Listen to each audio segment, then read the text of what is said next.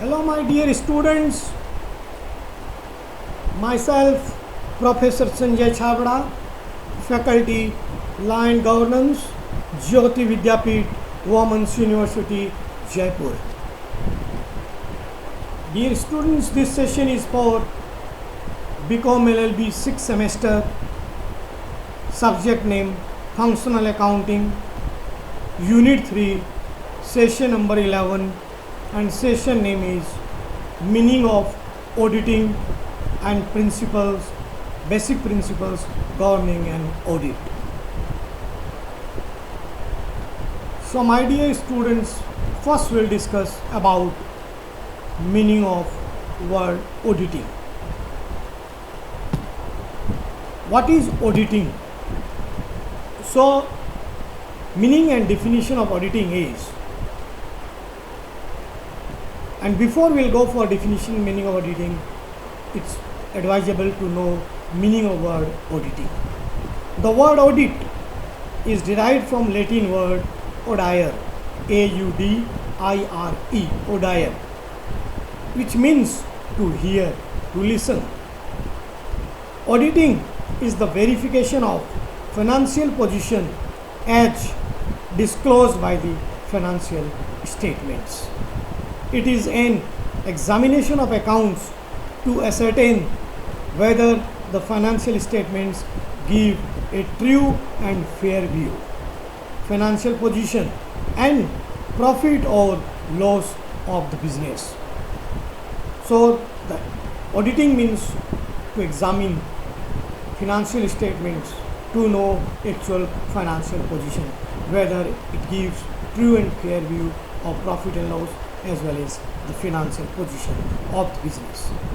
Auditing is the intelligent and critical test of accuracy, adequacy and dependability of accounting data and accounting statements.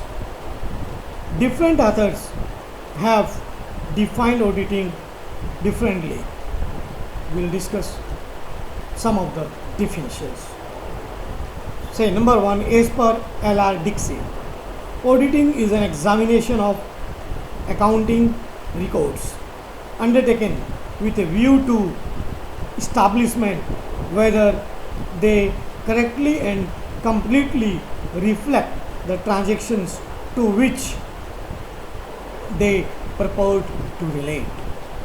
This is the definition given by L.R. Dixie. Second definition by R.K.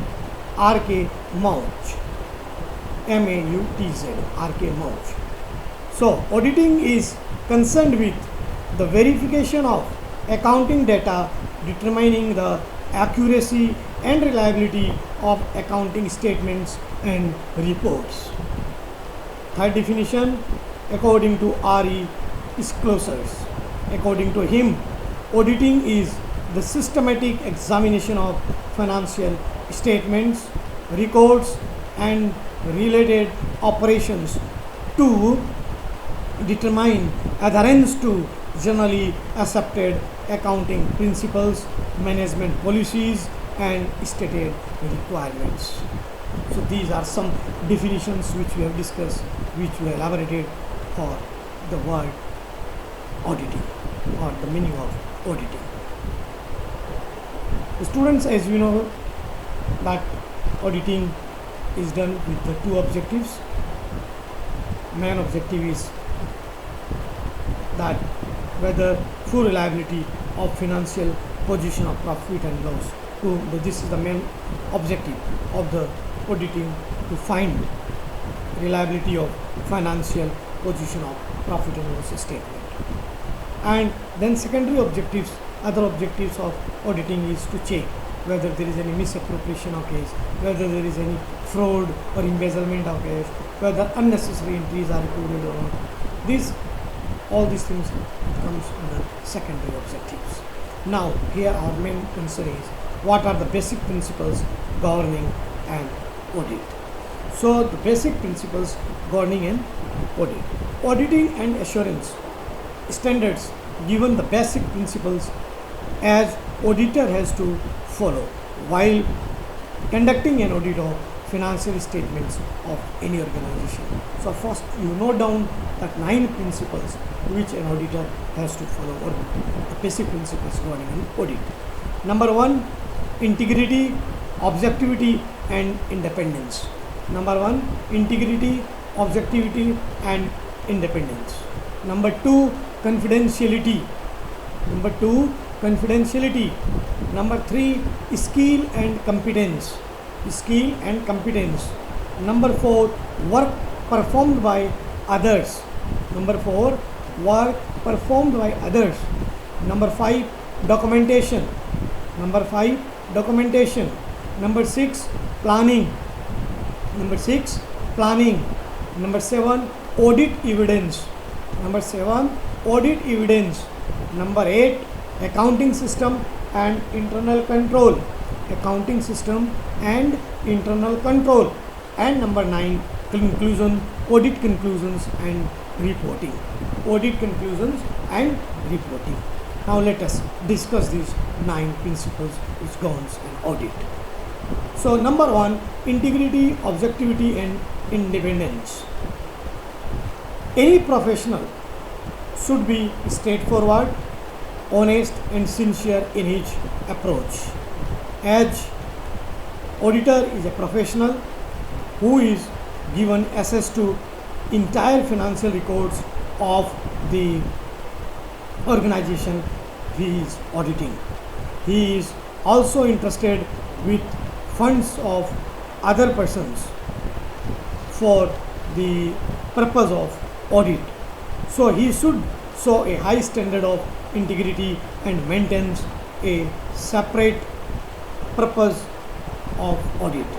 So he should show a high standard of integrity and maintains a separate account for the amount entrusted to him. His opinion should be based on evidences rather than on personal intuitions. People in the organization should not doubt his independence. This is about number 1, integrity, objectivity and independence. Number 2, confidentiality. The auditor should maintain a strict confidence of the informations acquired in the course of audit. The information should not be disclosed to a third party. If there is legal or professional duty to disclose certain information, he may do so with specific authority. The auditor should not use the information for his personal gains or for the advantage of third party. Number 3, skills and competence. The auditor requires specialized skill and competence to perform his audit work. The audit report has to be prepared with due care, as the professionally qualified persons act as auditors. Their specialized knowledge, skills and competence acquired, thorough study and formal course help them perform flawlessly. The auditor also needs to constantly update his skill and competence in the field of accounting and auditing. Skill and competence acquired by the auditor should be applied with due care. Number 4, work performed by others. An auditor can delegate work to assistant or use the work performed by others. While delegating work, he should give proper directions to perform the work. He should also supervise and review the work appropriately. An auditor may have to rely on the work and report of another auditor. Then he should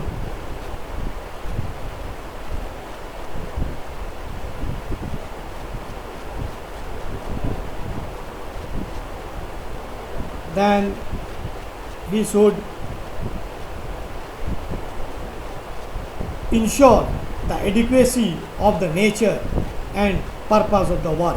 He can rely on the opinion or work of an expert with due caution.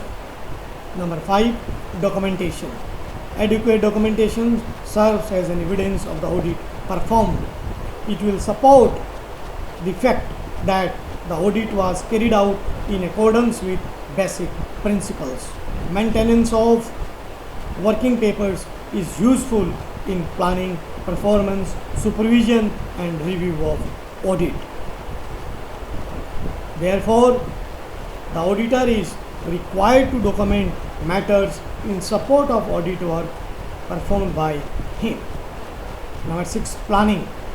Proper planning enables the auditor to conduct an effective audit in an efficient and timely manner. Plans should be made to cover, among other things, like acquiring knowledge of the client's accounting system, policies, and internal control procedures. Second, establishing the expected degree of reliance to the plan on internal control. Number 3, determining and programming the nature, timing, and extent of the audit procedures to be performed and coordinating the work to be performed. Plans should be revised depending upon the audit needs. Next, number 7, audit evidence. The auditor, before expressing his opinion on the financial statements, conducts tests and applies audit techniques to collect evidence. By evaluating the evidences collected, he draws conclusions about the financial statements. The auditor applies compliance procedures to evaluate the effectiveness of the internal control. To find out the accuracy and validity of the transactions, he tests the detail of the transactions and analyzes the ratios and trends of the expenses and income over the period. These procedures are called substantive procedures. Thus, audit evidences are of two types. That is, number 1, tests of details of transactions and balances, and number 2, analysis of ratios and trends, including the inquiry of unusual fluctuations and items. Then number 8 principle, accounting system and internal control. Depending upon the size and nature of business, the management should maintain an adequate accounting system incorporating appropriate internal controls. The audit techniques to be adopted and the extent of substantive procedures to be followed depend on the reliability of the internal control system. The reliability of the internal control system depends on its effectiveness. Therefore, it is the duty of auditor to evaluate the effectiveness of internal controls regarding accounting system. The auditor is able to identify the possible areas of material misstatements. Clear? And the last principle governing an audit is audit conclusions and reporting. Conclusions are drawn from the audit evidence collected and from his knowledge of the business of the entity. The auditor should review and assess the conclusions so drawn. The auditor gives his opinion in the form of audit report. This form or content of the report should comply with requirements as prescribed under any agreement or relevant statutory requirements. The audit report is of 3 types, namely unqualified report, qualified report, and adverse report. If the auditor is satisfied about the following, he gives unqualified report. The financial statements are prepared with GAAP, General Accepted Accounting Principles. The accounting policies are consistently followed. And number 3, all the material matters are adequately disclosed as required by law. If the auditor is not satisfied with any of the above and finds minor deviation from this above requirements, he may give a qualified report. and if the deviations are material and if they adversely affect financial statements, he may give an adverse report. So dear students, if the informations made available and the explanation given to him were not adequate, then not adequate to form any decision or conclusion, he may disclaim from giving any opinion. So these are the basic principles governing an audit. From this session you can prepare what is auditing or define auditing, or what is meaning of auditing, and what are the basic principles governing an